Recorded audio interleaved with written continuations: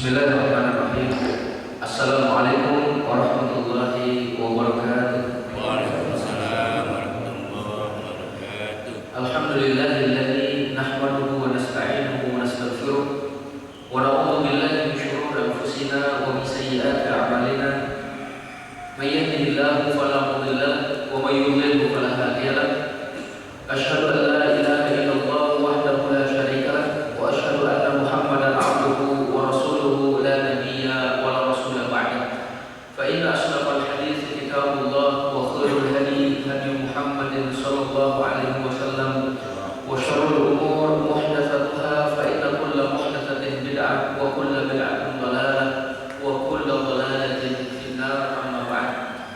Bapak-bapak yang dimuliakan Allah Subhanahu wa taala, kita bersyukur kepada Allah atas seluruh karunia dan nikmat-Nya yang senantiasa tercurah limpahkan kepada kita. Dan dengan banyaknya nikmat tersebut terkadang manusia lupa untuk mensyukurinya. Berapa banyak nikmat yang senantiasa kita dapatkan, tapi karena kebiasaan tersebut kita dapatkan, ya, kebiasaan mendapatkan nikmat tersebut, sehingga sebagian orang menganggap hal tersebut bukan nikmat. Seperti contoh, Allah menyatakan dalam surat An-Naba, alam naj'alil arda mihada. Bukankah kami telah menjadikan bumi itu sebagai hamparan? Kita berjalan di atasnya, kita mencari rezeki, kemudian juga kita hidup dengan tenang dan nyaman di atasnya. Ini semua adalah nikmat dari Allah Subhanahu wa taala. Kemudian apalagi Bapak sekalian? Wal jibala autada. Al-ikhwan, bahwasanya Allah telah menjadikan gunung-gunung itu sebagai pasak bumi. Kalau kita membuat tenda, Bapak sekalian, maka kita akan menancapkan apa itu, bahasa kita, patok atau apa ya, semacam itu untuk menguatkan tenda tersebut agar tidak goyah ke sana kemari. Dan biasanya kalau kita memaku, anggaplah meja ini, paku tersebut Bapak sekalian, antara yang muncul dengan yang dimasukkan ke dalam lebih panjang mana ya? Nah, lebih panjang yang masuk Bapak sekalian. Maka begitulah gunung. Yang muncul itu hanya sepertiganya, 2/3 di dalam Bapak sekalian. Ini adalah nikmat dari Allah Subhanahu wa taala agar bumi tidak goncang. Maka menjelang hari kiamat pun ataupun semakin sini Bapak sekalian, manusia dengan tanda kutip ya keserakahannya, sebagian orang memeluk gunung, ya, gunung dikeruk, dijadikan sebagai tempat tinggal atau bahkan diratakan. Maka jangan salahkan kalau bumi mulai banyak bergoncang, karena pasaknya itu sudah mulai dikurangi fungsinya Bapak sekalian. Kemudian Allah Subhanahu wa taala juga menciptakan ataupun menjadikan tidur itu sebagai istirahat. Ini juga adalah nikmat dari Allah. Dengan adanya tidur, hal tersebut memutus kelelahan kita, memutus kehidupan kita secara sementara. Bahkan menurut penelitian Bapak sekalian yang pernah dilakukan itu adalah orang yang tidak pernah tidur maksimal 11 hari akan meninggal dunia. Itu pentingnya kita tidur dan istirahat, dan masing-masing tentu berbeda ya kadar perlunya terhadap tidur tersebut, dan rata-rata antara 6 sampai 8 jam. Tapi kalau bayi ya tentu lebih banyak lagi dari semacam itu. Tapi juga ketika usia semakin bertambah, biasanya waktu untuk tidur itu juga semakin pendek Bapak sekalian. Mungkin ada di antara bapak-bapak yang jam 2 malam itu sudah mulai bangun dan tidak bisa tidur lagi. Atau mungkin ada yang bangunnya itu jam 1 dan tidak bisa tidur lagi. Mungkin itu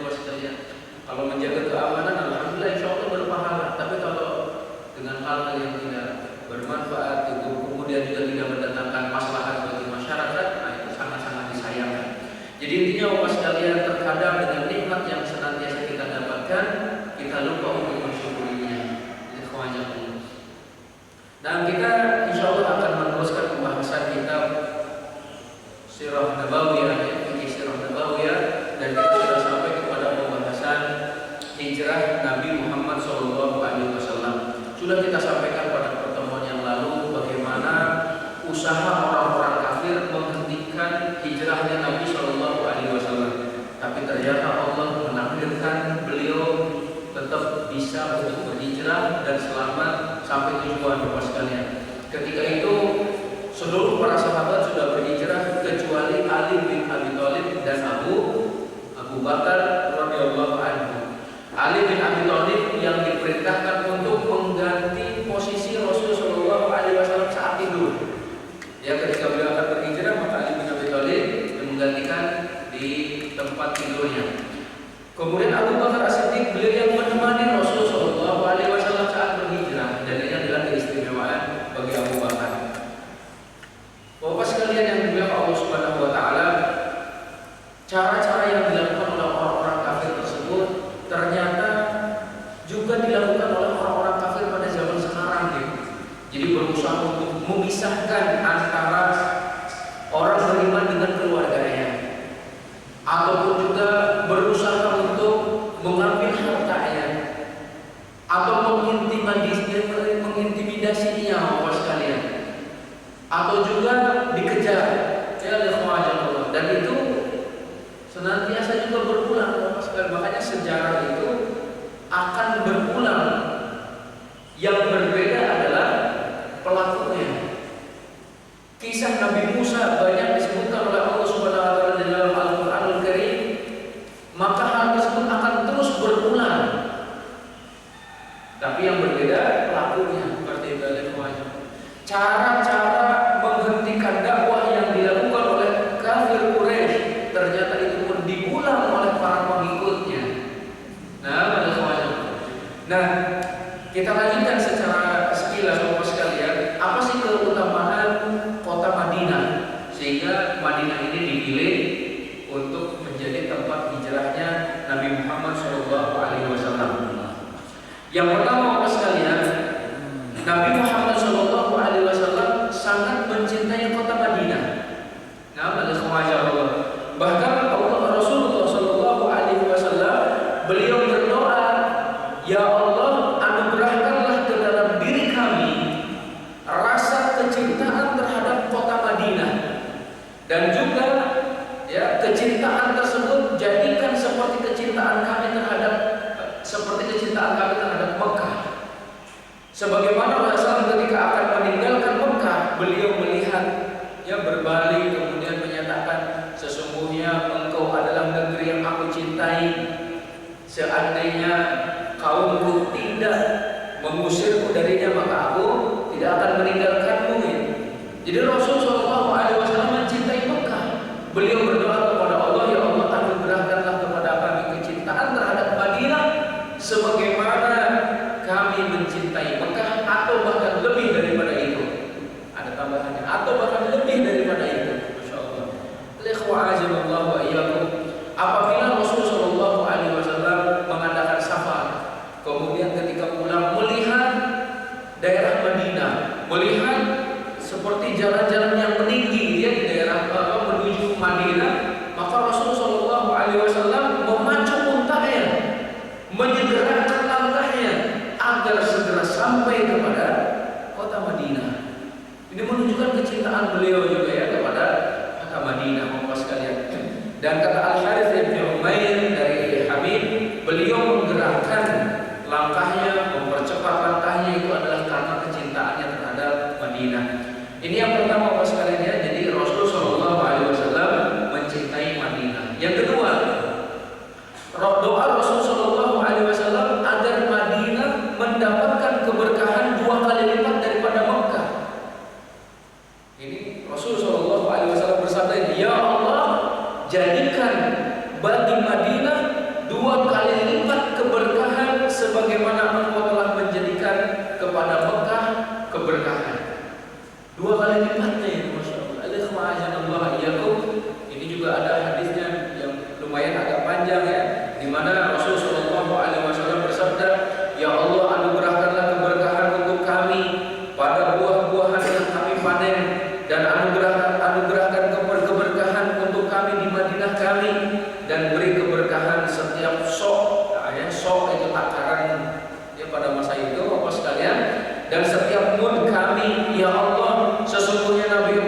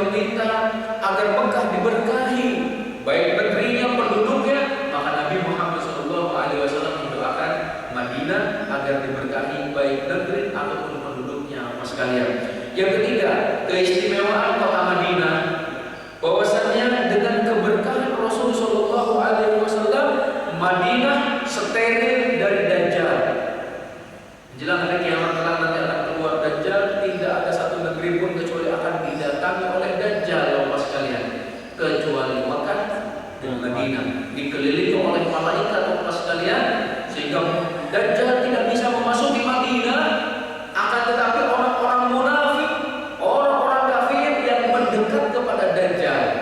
Dan Madinah pada waktu itu berguncang 3 kali ya saat didekati oleh Dajjal. Begitu juga Bapak sekalian, wabah taun, penyakit menular tidak masuk kota Madinah. Nah, ini wallah alam bisa berkenaan dengan virus corona ini kita nggak melihat bagaimana apakah di Madinah masuk, tapi penyakit taun tidak masuk kota Madinah Bapak sekalian. Kalau kita melihat wallah alam bisa di Masjidil Haram katanya sebagian mereka berjarak wallah alam bisa, ataupun juga ada beberapa ulama yang saya lihat di beritanya itu terkena corona itu ya semacam itu. Tapi wallah alam bisa kalau di Madinah seperti apa? Wallah alam bisa ya. Akan tetapi secara umum taun Bapak sekalian tidak masuk kota Madinah. Dan ini menunjukkan keberkahan kota Madinah tersebut Bapak sekalian. Yang selanjutnya juga bahwa ada keistimewaan bersabar hidup di Madinah Bapak sekalian.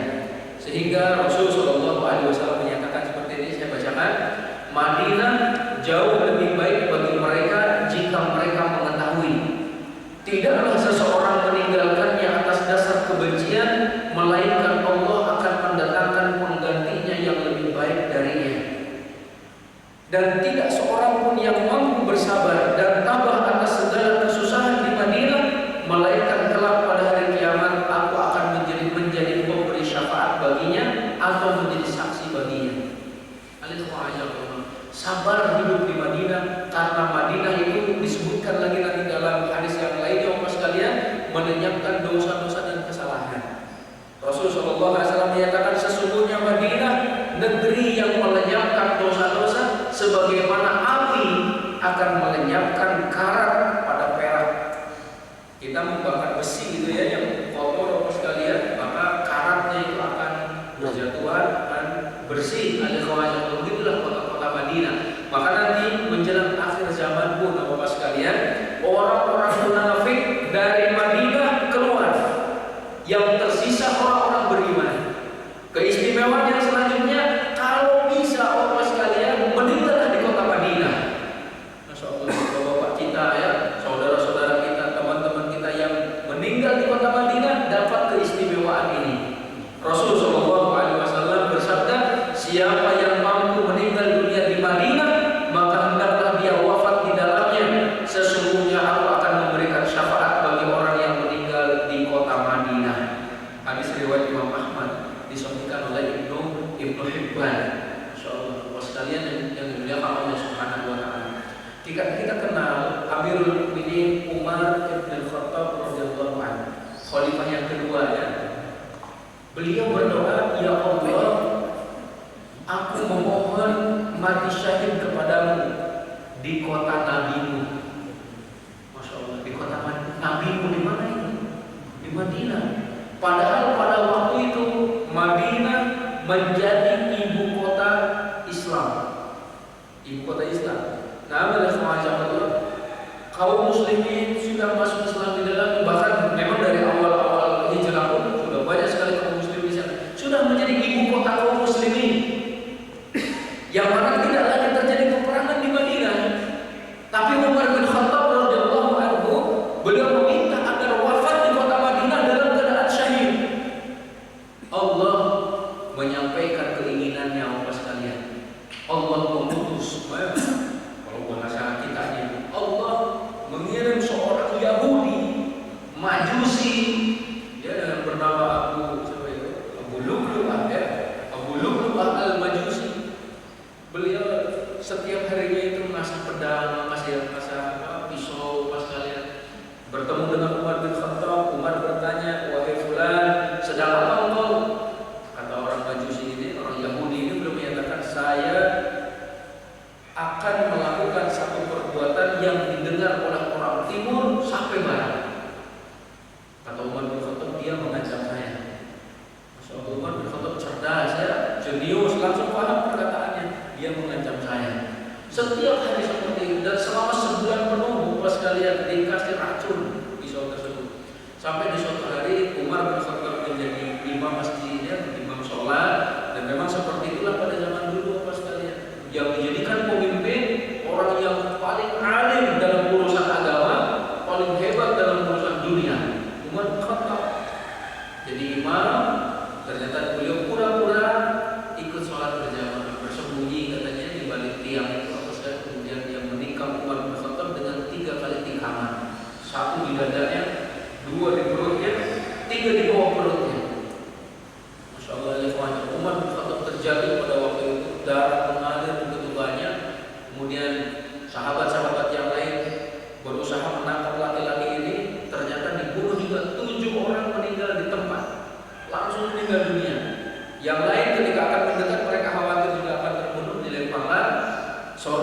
sorban ke mukanya, menutup mukanya, dia bunuh diri. Abu Lu'lu'ah itu bunuh diri. Abdullah bin Umar dipangku oleh anaknya, ya dipotong itu, kemudian ditutup dadanya oleh tangan itu biar darahnya tidak terlalu banyak yang mengalir, masuk tangannya itu.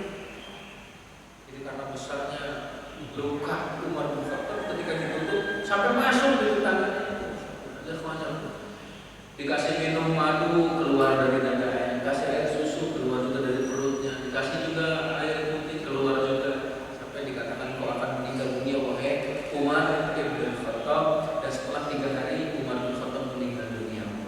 Beliau minta mati syahid di negeri ataupun di kotanya Nabi, yaitu kota Madinah al-Munawwarah. Maka di sini pelajarannya, man sa'alallah syahada, siapa yang memohon mati syahid kepada Allah bisidqin, dengan kejujuran dari dalam hatinya, ballaghallahu manazil syuhada wa in mata 'ala firashihi, Allah akan menyampaikannya kepada derajat orang-orang yang mati syahid walaupun dia meninggal di atas kasur.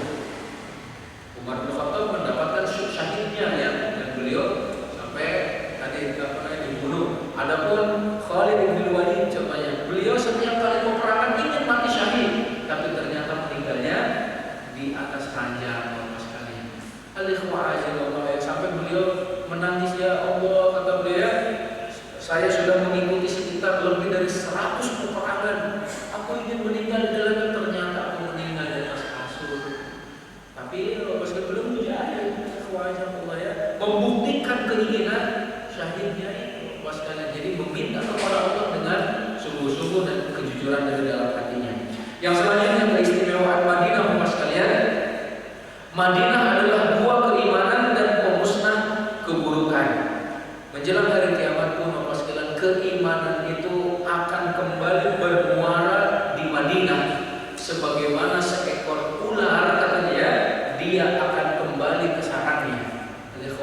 Rasul Shallallahu Alaihi Wasallam bersabda, maknanya sesungguhnya keimanan akan berhimpun di Madinah seperti ular yang berkumpul di dalam sarangnya. Atau juga dalam hadis lain, demi jiwaku yang berada dalam genggamannya, tidaklah seorang keluar dari Madinah karena kebencian, melainkan Allah akan mendatangkan penggantinya dengan yang lebih baik darinya. Maksudnya apa sekalian? Jika ada orang yang tidak suka tinggal di Madinah, maka Allah akan mengirimkan penggantinya yang jauh lebih baik daripada orang tersebut.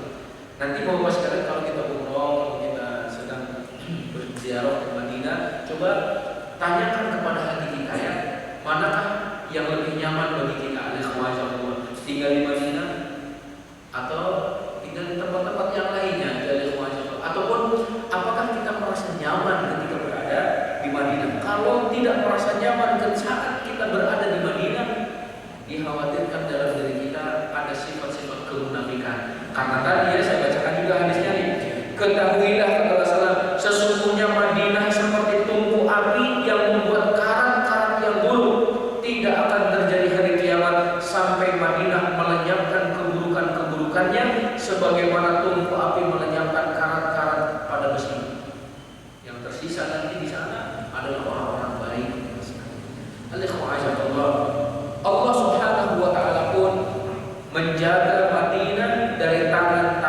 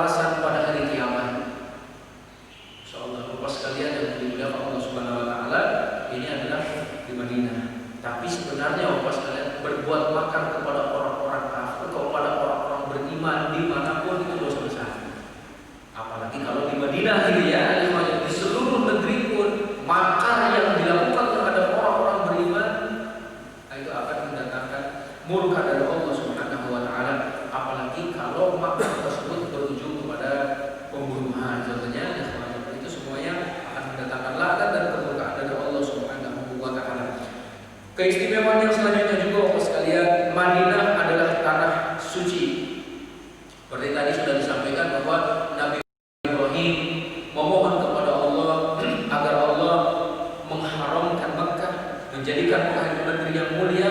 Maka Nabi Muhammad SAW pun mendoakan agar Madinah menjadi kota yang haram, kota yang begitu mulia di hadapan Allah Subhanahu wa taala.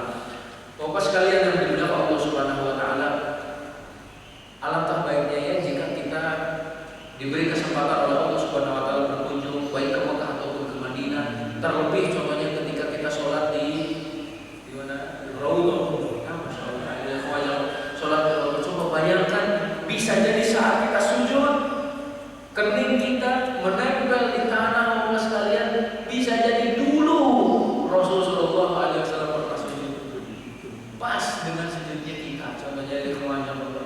Ataupun Abu Bakar As-Siddiq, Umar bin Khattab, Utsman bin Affan, Ali bin Abi Thalib, mereka sujud di tempat ini, bisa jadi bertepatan dengan tempat sujudnya kita, Bapak sekalian. Dan dinyatakan bahwasanya ini adalah surga Allah Subhanahu wa taala. Yang ada di antara kamar Rasulullah dengan mimbarnya itu adalah surga kata Rasulullah, taman di antara taman-taman surga. Sebagian orang itu tidak merasakannya dari khawajatullah. Tapi juga sebagian orang terkadang tidak memberikan kesempatan kepada yang lain juga. Itu juga keliru juga dari khawajatullah. Nah, makanya di sana akan terlihat mana yang egois gitu ya, mana yang ingin menang sendiri dari khawajatullah. Kalau kita tahu bahwasanya di Raudhah hanya dibatasi 10 menit, maka usahakan sebelum masuk ke Raudhah apa yang akan kita minta. Doa terbaik kita persiapkan Bapak sekalian. Ada khawajatullah iyyakum. Nah, ini di antara keistimewaan kota Madinah. Bahkan Bapak sekalian sampai gunung-gunung yang ada di Madinah mencintai Nabi SAW dan para sahabatnya, dan Nabi berikut para sahabatnya pun mencintai gunung tersebut. Rasulullah SAW beliau pernah bersabda, gunung ini maksudnya gunung Uhud mencintai kita dan kita mencintainya. Ya Allah, sesungguhnya Ibrahim telah mengharamkan Makkah dan sesungguhnya aku mengharamkan Madinah. Insyaallah sekalian yang dimuliakan Allah Subhanahu wa taala, akan lebih nyata lagi pelajaran sirah nabawiyah manakala kita langsung melihat bekas-bekasnya. Nah, kemudian pelajaran yang akan kita ambil juga dari hijrah Nabi Muhammad SAW ya. Yang pertama Bapak sekalian, peristiwa hijrah merupakan peristiwa terbesar dalam sejarah. Bahkan mengkaji sirah nabawiyah mengaitkan dengan peristiwa kenabian. Di awal kenabian Bapak sekalian, Rasulullah SAW bertemu ataupun sengaja mengunjungi Waraqah ibn Naufal bersama istrinya itu. Apa yang dikatakan oleh Waraqah ibn Naufal? Sesungguhnya kaummu akan mengusirmu dari negerimu. Sekiranya aku masih muda, kata Waraqah, aku akan membantumu dengan sekuat tenagaku. Kita mengulang lagi ya pelajaran kita masa yang sudah lalu itu Bapak sekalian. Al-ikhwa'ajaballah, ternyata benar. Tidak ada seorang nabi pun kecuali pasti akan mendapatkan cobaan, ujian termasuk dari kaumnya, Bapak sekalian. Dan di antara ujiannya itu, yang pertama kalau tidak dibunuh, yang kedua adalah diusir atau dipenjara, Bapak sekalian. Jadi ini akan terus berlaku kepada umat-umat Nabi Muhammad SAW. Kalau tidak dibunuh, maka dipenjara atau diusir. Itu pasti akan berlaku terus itu Bapak sekalian. Yang kedua Bapak sekalian, pelajaran dari hijrah Nabi Muhammad SAW. Hijrah adalah perintah dari Allah Subhanahu wa taala, baik dari sisi waktu ataupun juga tempat. Rasulullah SAW tidak mengerjakan sesuatu kecuali karena perintah Allah, dan tidak menuju satu tempat kecuali karena wahyu dari Allah Subhanahu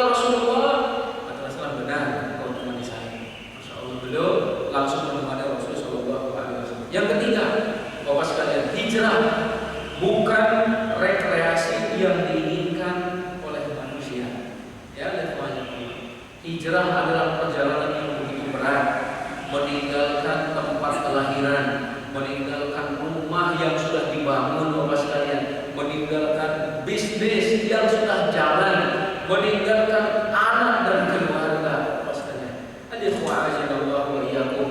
Sekali lagi, hijrah bukanlah rekreasi. Dan ini pun harus senantiasa kita pahami Bapak sekalian.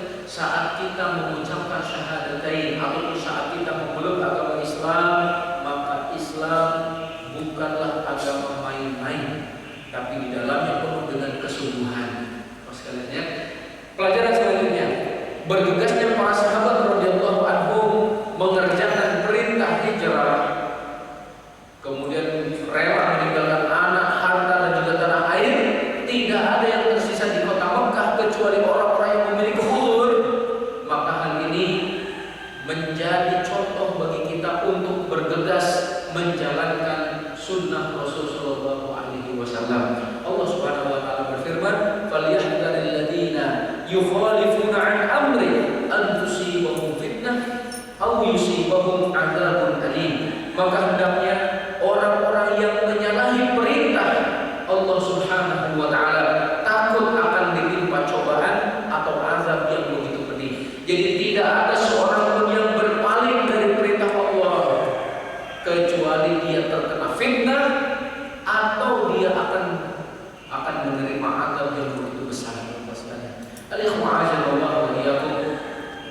Yang kelima, pelajaran daripada hijrah ini, bahwasanya peristiwa hijrah mengandung kemuliaan yang istimewa bagi Abu Bakar As-Siddiq.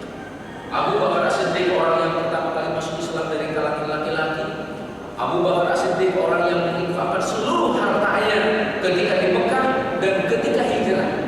Maka Abu Bakar As-Siddiq pun memiliki keistimewaan menemani Rasul Shallallahu Alaihi Wasallam untuk berhijrah, menemani Rasul Shallallahu Alaihi Wasallam di Gua Thur sampai Allah Subhanahu Wa Taala berfirman, ya Allah, dalam surat At-Taubah ayat yang ke-40 ya, di mana Pak potongan ayat ini Allah menyatakan saniyasnain idhuma fil ghar id yaqulu li sahibihi la tahzan innallaha ma'ana. Alaikumsalam. Ada dua orang yang berada di dalam gua tersebut dan keduanya ditolong oleh Allah Subhanahu Wa Taala. Dua orang itu tidak disebutkan namanya oleh Allah, tapi masyhur di kalangan manusia tiada lain kecuali Rasulullah SAW dan Abu Bakar As-Siddiq. Abu Bakar As-Siddiq namanya tidak disebut dalam Al-Quran, tapi sifatnya banyak dalam Al-Quran Bapak sekalian. Contoh, fa'amma man a'ta wattaqa wa saddaqa bil husna. Siapa yang memberi hartanya dan dia dalam keadaan bertakwa, membenarkan janji Allah yang benar, yang baik. Siapa itu? Itulah adalah Abu Bakar As-Siddiq Bapak sekalian. Kemudian dalam ayat ini At-Taubah ayat yang ke-40, dia adalah seorang dari dua orang ketika keduanya berada di dalam gua. Masya Allah. Dia berkata kepada sahabatnya, la tahzan innallaha ma'ana. Jangan engkau berduka cita, sesungguhnya Allah bersama kita. Bapak sekalian, ketika musibah semakin berat kita rasa, maka kita ulang-ulangi la tahzan innallaha ma'ana. Jangan sedih, sesungguhnya Allah bersama kita. Ibnu Taimiyah beliau menyatakan, siapa yang mengamati pasti menemukan kelebihan-kelebihan Abu Bakar As-Siddiq atas sahabat yang lain yang disebutkan dalam banyak hadis sahih.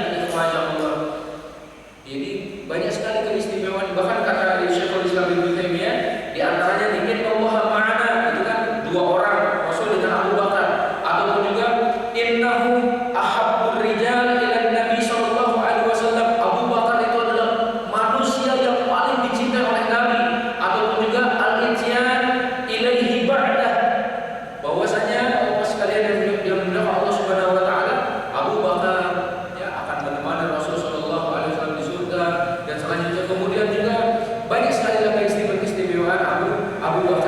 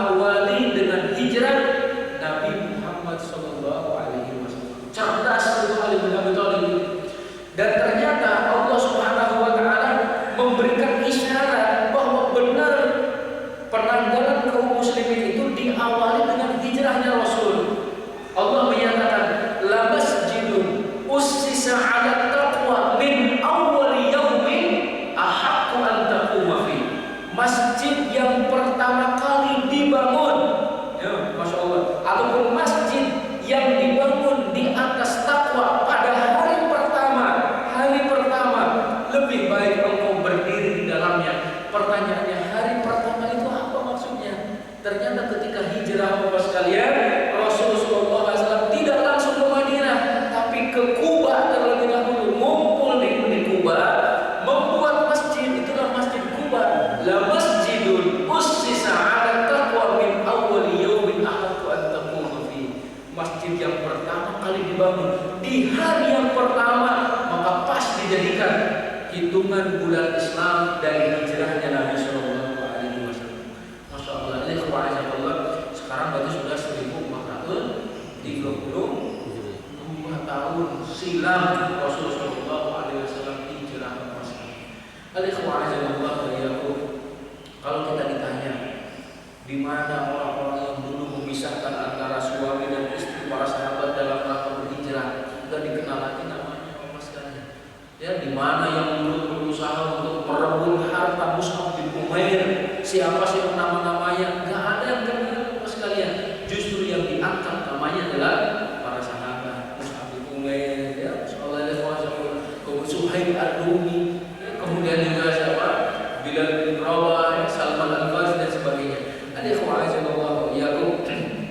Pelajaran selanjutnya juga bahwa Rasul Ali bin Abi Thalib radhiyallahu anhu berkata, Nabi Shallallahu Alaihi Wasallam mengatakan, janji kepadaku bahwa tidak ada yang mencintai kamu melainkan dia orang beriman, dan tidak ada yang membenci kamu melainkan dia itu munafik. Ini di antara keistimewaan Ali bin Abi Thalib. Dia berkenaan dengan hal tadi.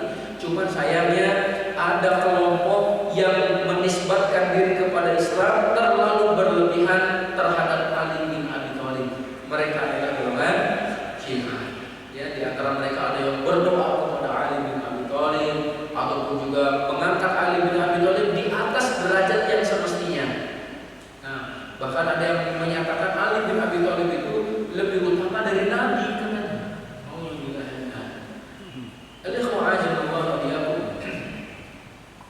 Kita lanjutkan. Di antara contoh nih keistimewaan Ali bin Abi Thalib dari Salamah bin Aqwa. Beliau berkata, awalnya Ali bin Abi Thalib radhiyallahu anhu beliau tidak ikut katanya dengan Nabi dalam perang Khaibar karena sakit mata. Tapi Rasulullah SAW menyatakan, besok saya akan memberikan bendera ini kepada orang yang mencintai Allah dan Rasulnya. Allah dan Rasulnya mencintai dirinya. Seluruh para sahabat pada waktu itu menginginkan menjadi orang tersebut, menjadi pemimpin pada waktu itu, karena dikatakan dia mencintai Allah dan Rasul. Allah cinta kepada diri, termasuk Umar bin Khattab radhiyallahu anhu. Kata beliau, saya tidak pernah menginginkan jabatan kecuali hari itu. Masya Allah, kecuali hari itu. Ketika keesokan harinya Rasulullah SAW bertanya, di mana Ali bin Abi Thalib? Disampaikanlah, Ali bin Abi Thalib sedang sakit mata ya Rasulullah. Kata Rasulullah, datangkan dia kemari. Jadi dihadirkan. Ketika hadir maka Rasulullah SAW meludahinya. Dan tentu di sini beda ya antara ludah kita dengan ludah Rasulullah SAW. Jangan disamakan gitu Bapak sekalian. Para sahabat itu akan berebut untuk mengambil ludah Rasulullah SAW. Kemudian langsung diusapkan ke badannya. Dan beliau pada waktu itu meludahi matanya Ali bin Abi Thalib. Seketika itu pun sembuh. Bahkan matanya itu seperti tidak pernah sakit dan juga menjadi lebih baik daripada sebelumnya. Diberikanlah bendera itu kepada Ali bin Abi Thalib. Insyaallah. Bapak sekalian yang dimuliakan Allah Subhanahu wa taala, ini juga merupakan keistimewaan Ali ya. Dan nanti insyaallah kalau sudah selesai sirah Nabawi, sirah Nabi sudah selesai, kita lanjut kepada sirah Abu Bakar. Kalau sudah selesai juga, baru kemudian kepada Umar, selesai juga kepada Ali bin Abi Thalib, insyaallah Bapak sekalian. Dan ini insyaallah banyak sekali hikmah dan juga pelajaran yang kita petik darinya. Selanjutnya Bapak sekalian, pelajaran dari hijrah Nabi Shallallahu Alaihi Wasallam dari hadis Aisyah radhiyallahu anha ya, Rasul Shallallahu Alaihi Wasallam mengunjungi Abu Bakar As-Siddiq. Ini menunjukkan adanya kunjungan orang tua terhadap orang muda dan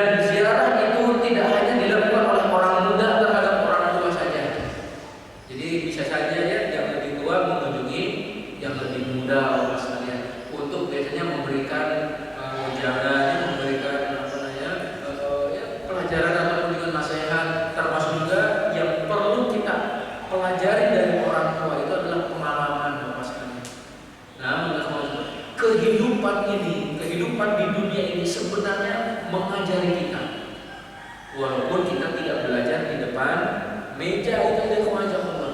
Maka para ulama ada yang beliau menyampaikan muhadharah ataupun ceramah itu dengan judul Alamatnil Hayat, gitu ya. Kehidupan itu telah mengajariku. Atau kalau ulama-ulama fikih yang membuat buku, contohnya Fiqhul Hayat, fikih kehidupan, itu ada ikhwanullah. Kehidupan itu sendiri memberi pelajaran kepada kita, Bapak sekalian. Al-ikhwanullah wa iyyakum. Selanjutnya juga bahwa di antara perkataan Aisyah radhiyallahu anha, Rasul sallallahu alaihi wasallam datang untuk minta izin, yaitu adalah untuk masuk ke dalam rumah lalu diizinkan baginya. Maka di sini Bapak sekalian, kita harus memiliki adab ketika akan masuk ke dalam rumah. Rasul sallallahu alaihi wasallam saja minta izin, maka kita lebih layak untuk meminta izin saat bertamu kepada orang lain. Assalamualaikum, waalaikumsalam. Jadi ya, adkhul. Jadi kalau belum diperintahkan untuk masuk, jangan masuk Bapak sekalian. Bahkan juga kalau belum diperintahkan untuk duduk, jangan duduk. Atau kalau memang mungkin lupa ini ya, ikhwanullah tanya, boleh nggak saya masuk? Lupa contohnya katanya Sohibul Bait untuk mempersilakannya masuk. Tanya, boleh nggak saya masuk? Kalau enggak ya Pulang. Boleh nggak? Oh boleh masuk. Selanjutnya juga Bapak sekalian yang dimuliakan Allah Subhanahu wa taala, ketika Allah menyatakan an-nabi aula bil mu'minina min anfusihim, bahwa nabi itu lebih utama bagi orang-orang mukmin daripada diri mereka sendiri. Kita lebih mencintai nabi melebihi kecintaan kita terhadap diri kita, keluarga kita.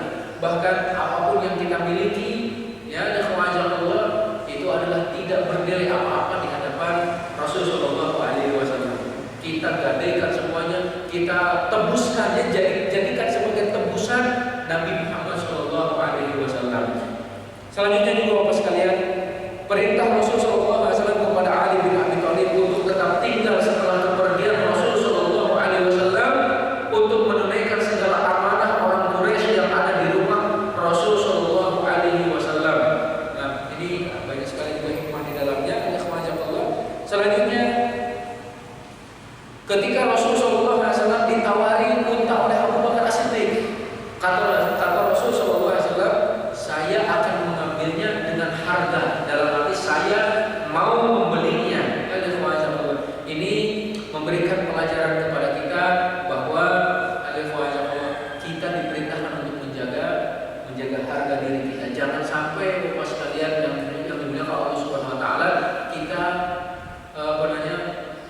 memiliki utang budi, ya, memiliki utang budi yang terkadang kalau seseorang memiliki utang budi sulit untuk amal ma'ruf dan nahi munkar. Contoh Bapak sekalian, kalau ada seseorang seorang dikasihani terus oleh Allah ataupun disantuni terus, atau bahkan sebenarnya orang ini alim misalnya oleh Allah, tapi karena jasa atasannya lebih besar kepada dirinya itu daripada siapapun, daripada keluarganya, maka biasanya orang ini sulit untuk mengingatkan siapa yang sudah memiliki jasa yang lebih besar tersebut. Karena tadi merasa utang budi gitu. Nah, selanjutnya juga ketika orang kafir sampai di depan gua, di tempat Nabi Shallallahu Alaihi Wasallam bersembunyi, yang apabila salah seorang di antara mereka melihat ke arah kakinya pasti akan melihat Nabi Muhammad Shallallahu Alaihi Wasallam dan Abu Bakar, akan tetapi Rasulullah SAW menyatakan, janganlah engkau bersedih karena sesungguhnya Allah bersama kita, ataupun kalaupun kita berdua maka yang ketiganya adalah Allah Subhanahu Wa Taala, menunjukkan kekuatan iman, keyakinan yang benar, penyerahan diri yang hakiki kepada Allah Subhanahu Wa Taala. Dan hal ini sangat kita perlukan di zaman-zaman sekarang juga, Bapak sekalian. Perbaiki tawakal kita kepada Allah Subhanahu wa taala. Memang yang namanya tawakal adalah mengerjakan sebab, tapi kemudian hasilnya kita serahkan kepada Allah Subhanahu wa taala. Yang selanjutnya juga Bapak sekalian, al-ikhwa'azallahu wa iyyakum. Perkataan Abu Bakar, sekiranya kata beliau salah seorang dari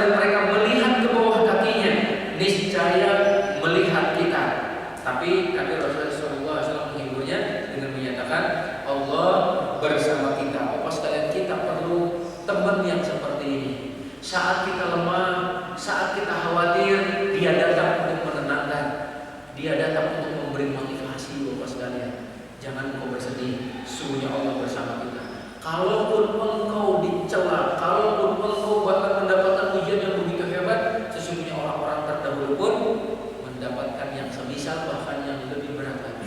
Jazakumullahu khairan Bapak sekalian. Barangkali ini dulu ya yang dapat kita sampaikan. Insyaallah masih berkenaan dengan hijrah, dan kita akan bahas pada pertemuan yang akan datang lagi insyaallah. Kurang dan lebihnya maaf jika ada yang belum jelas yang disampaikan. Alhamdulillah, jazakumullah khair pada Ustaz Abdul Khalid yang telah menyampaikan pelajarannya pada pagi hari ini terkait hidayah Rasulullah dan para sahabat. Tentunya semuanya akan meningkatkan keimanan dan ketakwaan kita kepada Allah dan Rasulnya. Amin ya rabbal alamin. Langsung pada sesi tanya jawab, silakan. 1, 2.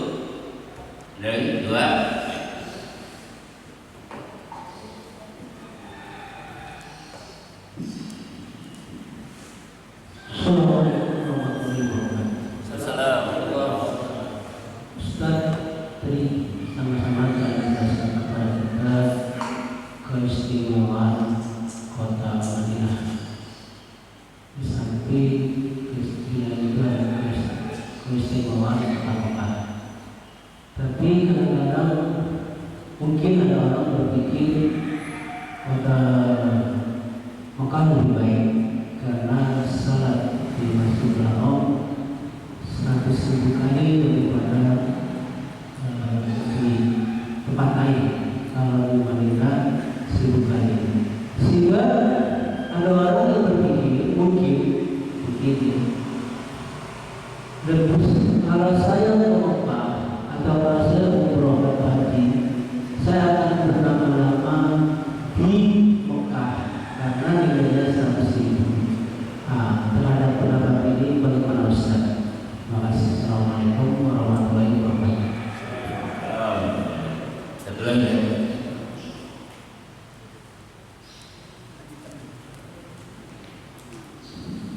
Assalamualaikum warahmatullahi wabarakatuh. Ustaz. Ini ada 2 pertanyaan mungkin. Saya ingin menanyakan tentang mati syahid kita sholat di kuburan.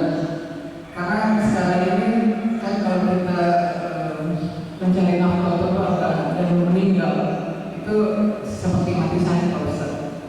Terus apakah musibah itu merupakan suatu cobaan atau suatu hukuman dari Allah itu Pak Ustaz? Terus mengenai kita sholat di kuburan, mengenai di Raudah, atau ada travel-travel menawarkan kita untuk religi ke makam-makam sunan-sunan di Jawa.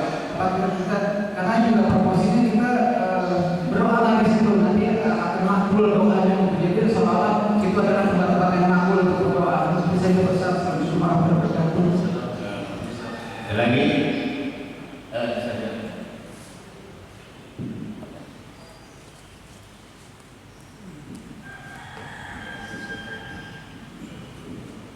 Assalamualaikum warahmatullahi wabarakatuh. Berkaitan dengan pertanyaannya Pak Heri, ini ambil sebenarnya mengenai travel haji sebenarnya. Mereka ada yang hanya 10 hari, tapi hanya di Mekah saja, Madinah tidak bersama. Jadi pendapat Ustaz seperti apa ini? Karena sekarang sudah menjamin seperti itu, bayarnya sampai 100.000 $15.000 sampai Mekah aja. Terima kasih. Ya, berarti langsung saja yang pertama pertanyaannya Bapak sekalian berkenaan dengan keutamaan Mekah dari Madinah. Betul bahwasanya sholat di Masjidil Haram itu 100.000 kali lipat sholat di luarnya, ya, dari sholat di luarnya. Termasuk kalau di Madinah kan cuma 1.000, ya 1.000 aja semuanya. Kita Bapak sekalian yang jauh dari Masjidil Haram, jika mendapat keistimewaan untuk berkunjung ke sana, ya Allah, silakan untuk memperbanyak sholat sunnah, memperbanyak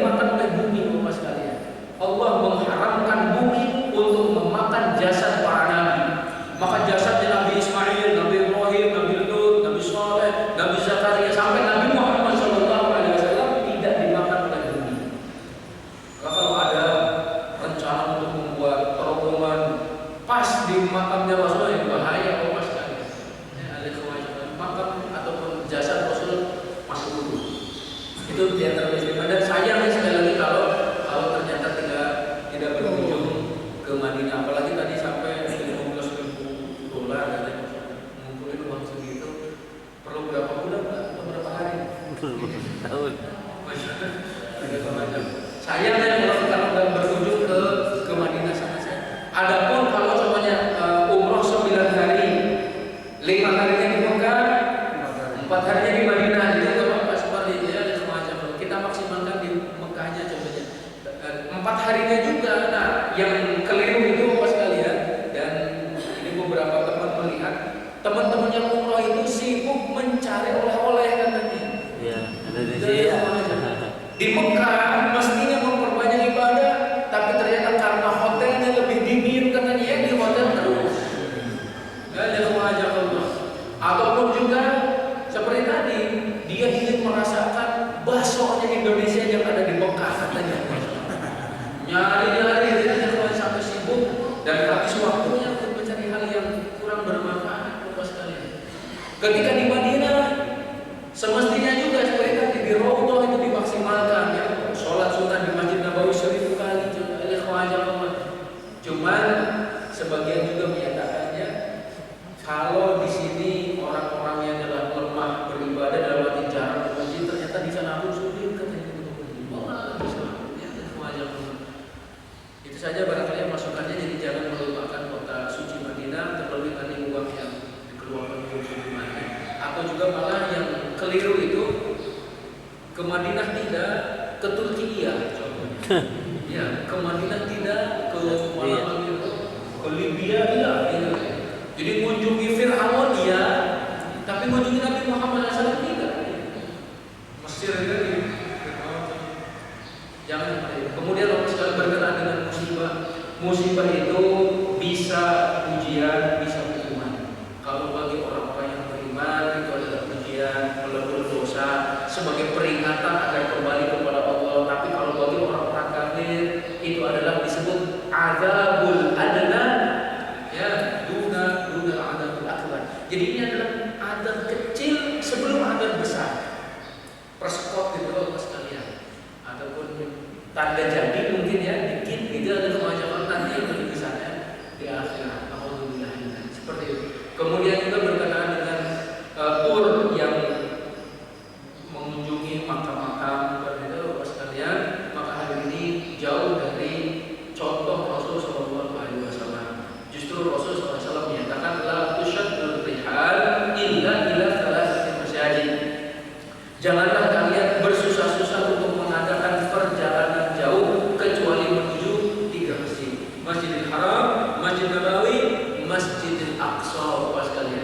Adapun berkenaan dengan berkunjung ataupun berziarah kepada makam-makam yang seperti tadi Bapak sekalian, itu memang dibolehkan, tapi kalau bersusah-susah ya, menyengaja itu tidak disunahkan Bapak sekalian. Doakanlah mereka dari sini pun insya Allah sampai kepada Allah Subhanahu wa ta'ala. Apalagi kalau sholat di depan kuburan, yaitu ya dengan alasan akan dikabulkan doanya katanya dari Allah. Rasul Shallallahu Alaihi Wasallam melarang, dan bahkan Rasul Shallallahu Alaihi Wasallam berdoa kepada Allah menjelang wafatnya, Allahumma la taj'al qabri wasanan yu'bad. Ya Allah, janganlah Engkau jadikan kuburanku berhala yang disembah. Itu kuburan Rasul Shallallahu Alaihi Wasallam jangan dijadikan berhala yang disembah. Kemudian kenapa Rasul Shallallahu Alaihi Wasallam melarang kita untuk sholat di depan kuburan walaupun yang disembah adalah Allah? Kuburan di depan kita katakan saya nyembahnya Allah, bukan nyembah kuburan, tapi menghadap kuburan. Kata Rasul jangan, karena bisa jadi orang-orang awam ya akan melihat orang tersebut menyembah kuburan, ataupun mereka akan beranggapan bolehnya sholat menghadap kuburan padahal tidak boleh.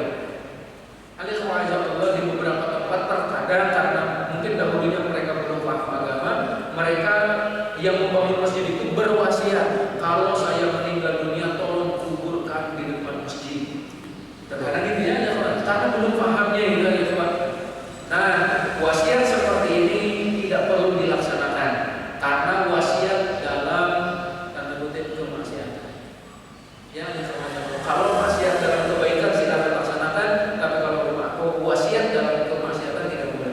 Terus bagaimana kalau masjid yang memang ada kuburan, tapi kemudian ada jalan yang memisahkan, itu boleh kalau ada jalan yang memisahkan.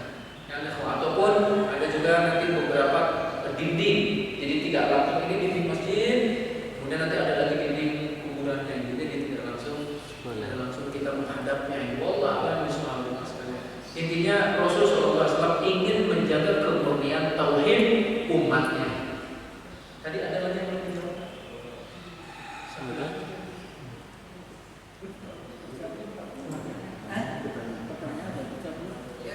Udah semua. Udah. Ya, alhamdulillah kalau sudah. Jazakumullah khair. Udah ya Pak. Baik, alhamdulillah dan jawaban terima kasih sekali untuk kita. Semoga Allah menambah kebaikan untuk beliau dan untuk kita semua. Dan untuk besok pagi, insyaallah al-mukarram Ustaz Imam Sunjoko, mudah-mudahan kita semua diberikan kesehatan dan kesempatan untuk dapat mengikuti taklim besok pagi. Dan madah taklim kita pada pagi hari ini